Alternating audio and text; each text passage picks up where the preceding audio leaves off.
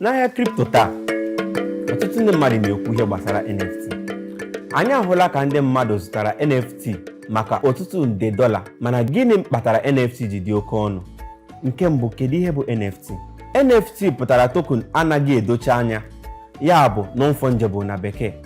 Nkebi ahịrịokwu a na-enweghị ike idochi ebe a pụtara na akara ngosi ma ọ bụ iberibe nka ndị a pụrụ iche a na-enweghị ike idochi anya ma ọ bụ gbanwee ihe yiri ya. NFT nwere ike ịbụ n'ụdị mkpakọta vidio, foto, egwu, nka dijitalụ ma ọ bụ akara ngosi egwuregwu ndị pụrụ iche a na-egosi na blockchain.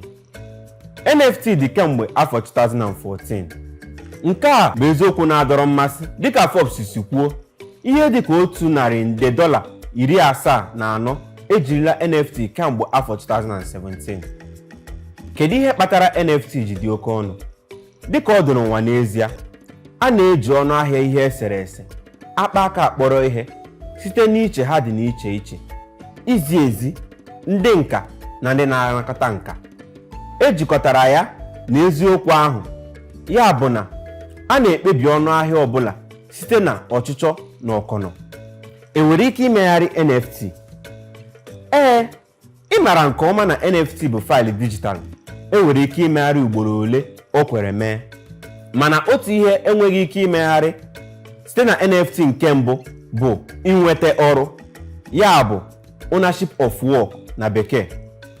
N'agbanyeghị ugboro ole emegharị ya, naanị otu onye ka nwere ụdị pụrụ iche.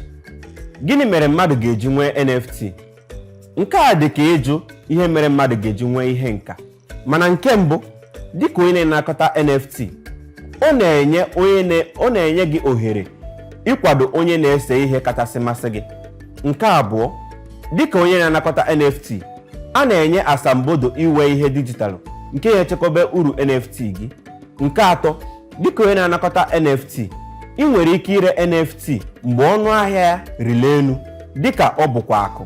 Nke anọ, dịka onye okike ma ọ bụ onye na-ese ihe, enwere njirimara NFT na-enye gị ohere inwe ego mgbe ọbụla eregharị NFT gị ma ọ bụ gbanwee onye nwe ya. Ndewonu, ọ gwụla ka ọ ha m n'ọnụ. Gbaa mbọ ka ịpịa bọtịn mmasị iji gosi na ịhụ vidiyo a n'anya. Ndewonu, ka ọ dị ụbọchị ọzọ.